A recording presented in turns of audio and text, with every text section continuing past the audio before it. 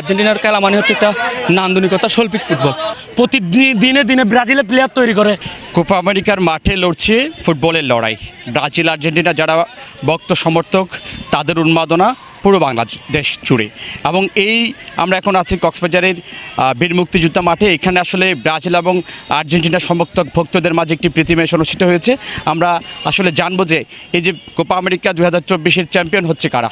অবশ্যই আমি অবভিয়াসলি যেহেতু আমি আর্জেন্টিনা সাপোর্ট করি, অবশ্যই আমি আর্জেন্টিনা জিতবে, আর্জেন্টিনা চ্যাম্পিয়ন হবে, এটা আমার প্রত্যাশা।